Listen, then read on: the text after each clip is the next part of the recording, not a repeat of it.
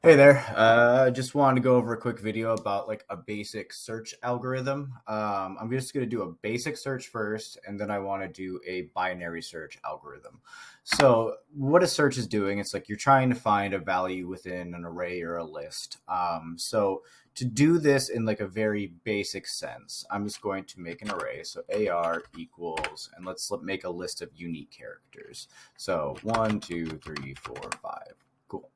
Um, these could be strings, they could be integers, whatever you want it to be. So the next thing, just as a simple example, I'm going to find a key. So like my key is going to equal the value you want to find. So let's try to find 4. And then in here, let's do a loop to go through each one of the elements. So for, I could call this I, or I could call it value. I'll call it value in AR. And then inside of here, if I find that key, I just want to print out something that says, yeah, I found the key. So if value equals, double equals means if it is exactly equal to key, let's print found the key, and then let's add the key to the end of this. So key. So found the key 4. And then if this does not find the value within it, let's just make another condition. So like if value here, let's make something like this. So let's make a Boolean operation. So like found equals true. Or we can leave that to false at the moment because we haven't found the key yet. So if we find the key, we can set this to true. So found equals true. And then outside of here, since we're outside of iterating through everything, so now if I say like if found is still equal to false, so false, let's print out sorry, the key was not found. All right, so we have our list or array. We have a key that we're searching for. We have our Boolean operation. It's kind of like our flag, like yes or no. If we do find the key, we're going to flip that flag over to true, and then it's not really going to do anything past this point because we're going to print out found the key. But if that flag is not flipped, we're going to just print out, sorry, the key was not found. So let's just run this real quick. All right, so found key 4. If you really want to take advantage of this, we could just like move these print statements. So I could steal this. If we find the key, we could do found equals true. And then if found equals false, we can print out sorry, else, print out that same statement with the key. So let's run this real quick. Found the key 4. Cool. So now it's like there's 2 different ways that you can kind of structure your code to make it work. Let's try to find a key that doesn't exist. So 6 is not in this list. Boom. Sorry, the key was not found. So that is a very basic way of doing a search. It has a default runtime, so it will go until it finds the key. Otherwise, it will just return false. With a binary search, which I'm going to do next, it will actually partition the array, so cut it in half and then section it to help find things faster. There's a couple conditions, and I'll get into that as soon as I switch over. All right, so now I'm on LeetCode. And with this question, this is a binary search. The main difference of a binary search is all the values need to be in order. So -1, 0, 3, 5, 9. So you need to have a sorted list. And then a little difference in this question too is we're given nums, which is this array, and then a target. So we have target.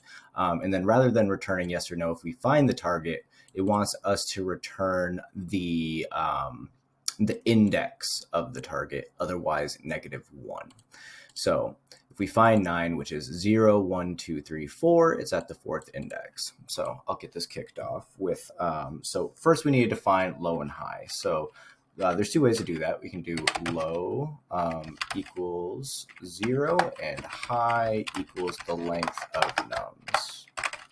So this is saying the start of the array and then the end of the array. Another way to write this too, if you want to be a bit more clean, in my opinion, is to do low, comma, high equals 0, comma, length of nums. So this assigns low to 0 and high to nums. Just a nice little trick. And then what we want to do now is have our condition. So while low is less than high, so while these values aren't matching, we have to do three things. So we can either target is the middle value, target is the left half, and then target is right half. And then if none of those are satisfied, we return -1. Return -1. All right, so to satisfy these, we need to define what mid is. So for mid, what we can do is set that equal to low plus high, and then do integer division divided by 2. So what this double division does is it doesn't give us any decimal places. So it will round up the next value so we can determine if it what the middle value is. So if the target is the middle value, so we can say if nums, and then we can pass the index of mid, so mid equals target. What we can do now is just return mid, because this is going to give us the index of that target. And then if it is on the left half, so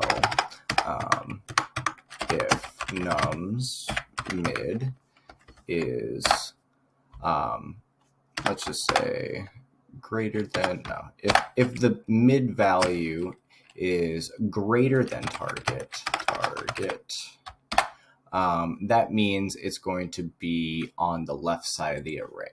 So what we can do now is say high minus equals 1. So that means that high is going to be less than the length. So instead of saying 1, 2, 3, 4, 5, 6, it'll be 5. And then when it passes back through here, it'll be 0 plus 5 divided by 2 to get to the next half of the array. And then we can do pretty much the same thing here. So elif nums mid is less than the target, then we want to increase the array. So what we can say is low plus equals 1. So now we'll have the length, so 6 for high, and then 1, so then it'll go to 7, 8, 9, until that this condition is met. And low will increment until it is less than high, as same thing with this one. High will decrement until it is the same as low. And then that should be everything. So if I run that, that works. So yeah, we get the output of 4, so it's in the 4th index. I'm going to try to run this against all the test cases, and it works. So yeah, that's a basic binary search. It's very easy. As long as you just think about it and talk about it, you can code it basically. It seems a little bit more intimidating than it is, but if you really just like understand the concept of it, it's not too difficult. So just be aware of identifying like when it should go left, when it should go right, and then incrementing those values accordingly. Well, hope that was useful for you, and hope you got some value out of that, and hope you have a great day and happy coding. Take care. Bye-bye.